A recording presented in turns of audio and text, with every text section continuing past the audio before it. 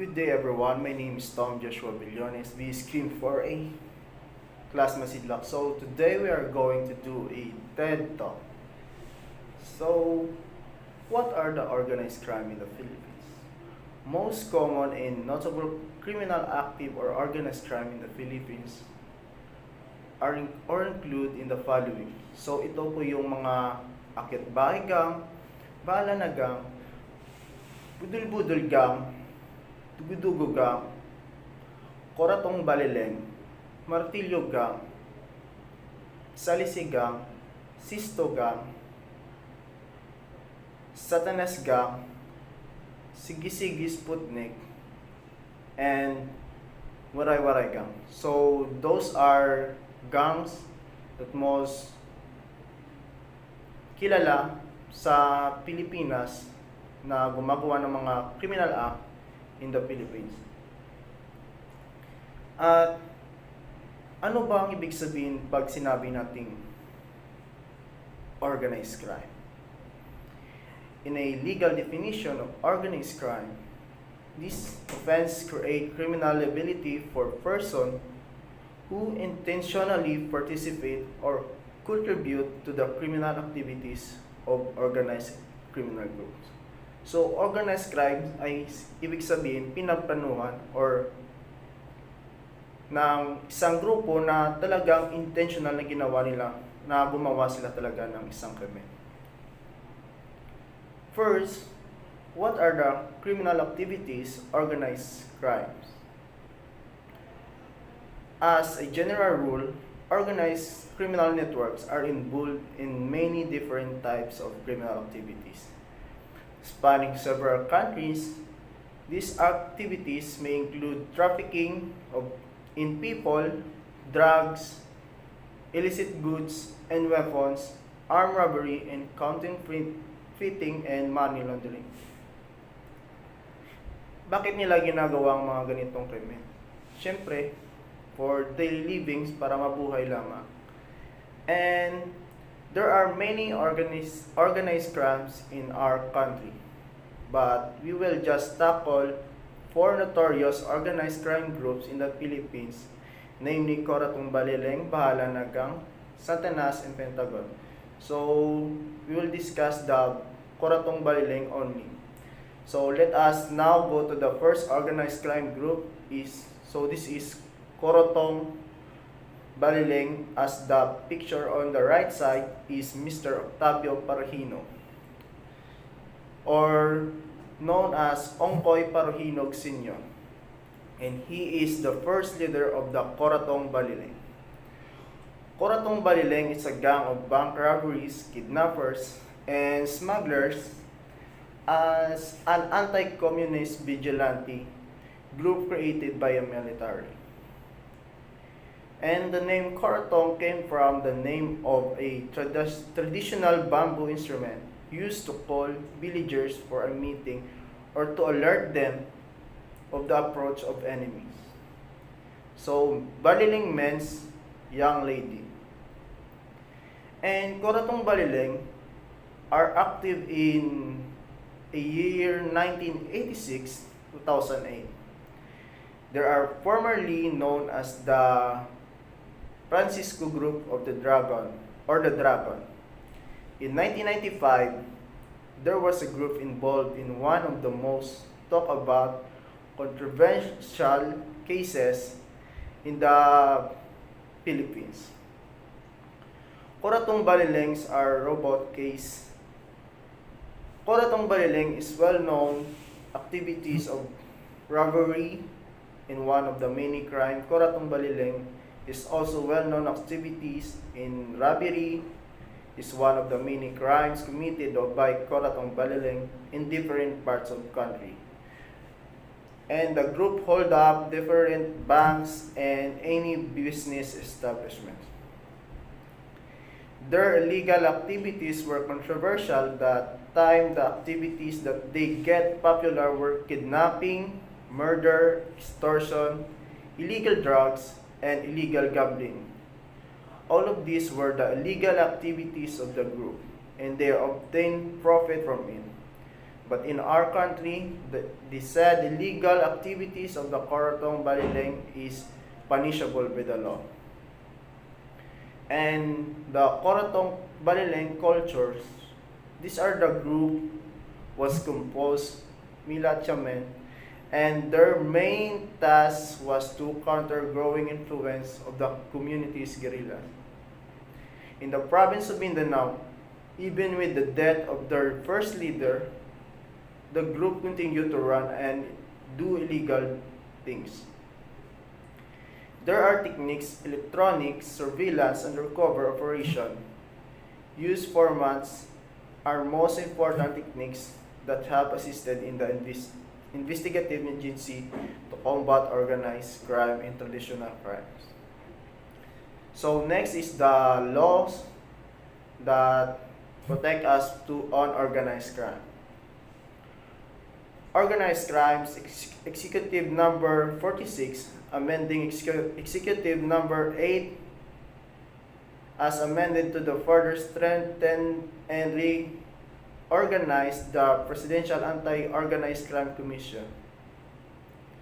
Whereas a steadfast, strong-minded, and unwavering campaign to eradicate organized crimes, along with the graft, corruption, it breedings among the properties of his administration, whereas the organizations and strengthening the Presidential Anti-Organized Crime Commission, or the PPAOC, is imperative to substantiate and generate results in the fight to eliminate corrupt practice.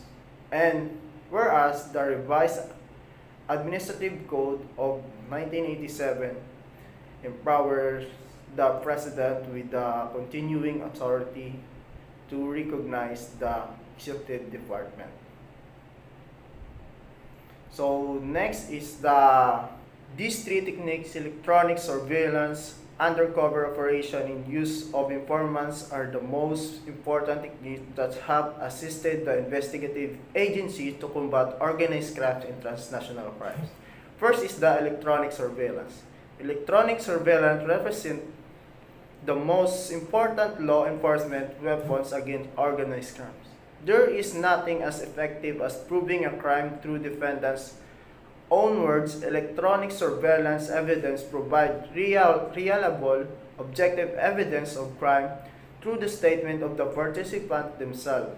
Additionally, electronic surveillance enables law enforcement to learn conspirators' plans and commit crimes before they are carried out. This allowed them to survey the criminal activities such as delivery of contraband and conspiratorial meetings, or to dispute and abort the criminal activities were appropriate in making electronic surveillance. Undercover operation. As far as organized crimes control goes, undercover operation are the second only electronic surveillance, often working hand in hand with each other. An undercover investigation may be very short duration, lasting in a few hours, or may be quite lengthy, lasting in a few years. It may be directly at only a single criminal incident or a long-term criminal enterprise. In some instances, the undercover operation may be involved in merely the purchase of contraband, such as illegal drugs, stolen properties, or illegal firearms. Or it may involve the operation of undercover businesses, such as a travel or other operation where criminals meet and discuss their operation, where criminal meets in their activities undercover officer and informants. Through the undercover operation, law enforcement agencies are able to infiltrate highest level of organized crimes group by posing as criminal where real criminals discuss their plans and seek assistance in committing crimes.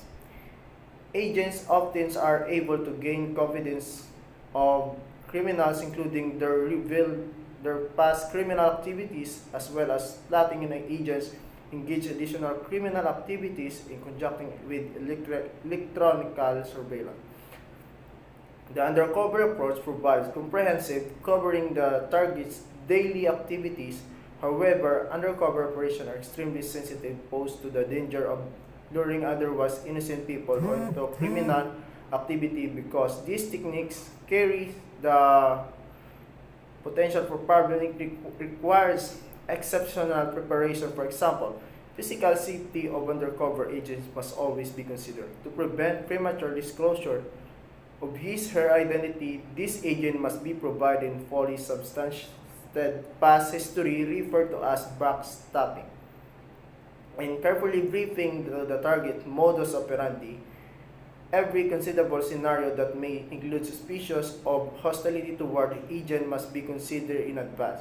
Additionally, the undercover agent must undergo careful testing, often including psychological profiling, to ensure that he or she possesses the intangible qualities to ensure that he will fit comfortably into a new identity.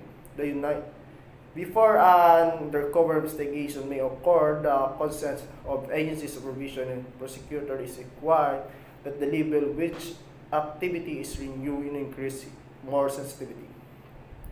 Circumstances are involved in the investigation to balance the concerns and avoid harm to the public. The Department of Justice has set up undercover review committees comprising senior prosecutor and investigation. These undercover review committees are responsible reviewing, approving, and controlling all sensitive undercover operations. Next is the informants. Another critical law enforcement techniques involve use confidential informants.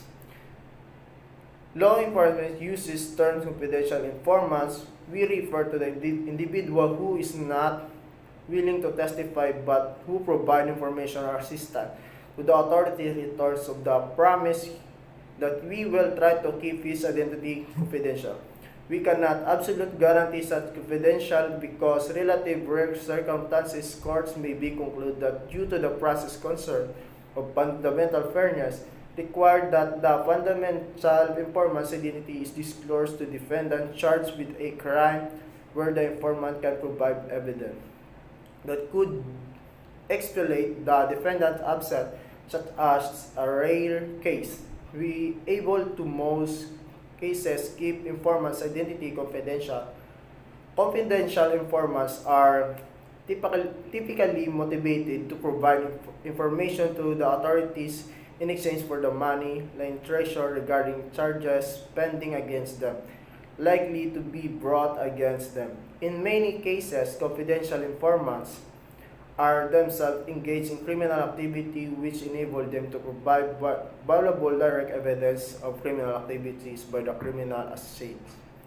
Confidential informants frequently provide informants that enable law enforcement officials obtain judicial warrants authorizing the electronic surveillance. Many successful prosecutions of the LNC leadership have involved informants supplied by confidential informants who provide information for many years. About leadership of the LNC, indeed some the informants have been members of the LCN, incriminating evidence by informants who deal directly in the LCN leadership is simply isolating that the leadership is concealed their activities. However, there are high risks associated with the use of informants. Sometimes informants do not fully disclose their own criminal activities, or they falsely implicate their enemies' crimes, or they engage unauthorized criminal activities in that latter respect. Law enforcement may be authorized informants to participate some forms of non-violent criminal behavior that would otherwise be illegal if they are not acting as informant. With authority engaged the activities, for example, speeding the circumstances in order to protect informants, cover to enable him to be in a position to obtain incriminating evidence against others. Informants may be authorized to be participant in illegal gambling, trafficking in stolen property, and non-violent crime. Therefore, it's important for the law enforcement close monitor the activity of informant, minimize the danger that the informant will use his association with law enforcement shield as his own unauthorized criminal activities. On balance, however, experience teaches us that the general rule, the benefits from the use of informants generally outweigh the risks, but we must be vigilant out of the risk. There are three techniques: electronic surveillance, undercover operations, in use of informants are the most important techniques that have assisted the investigation agency to combat organized crime.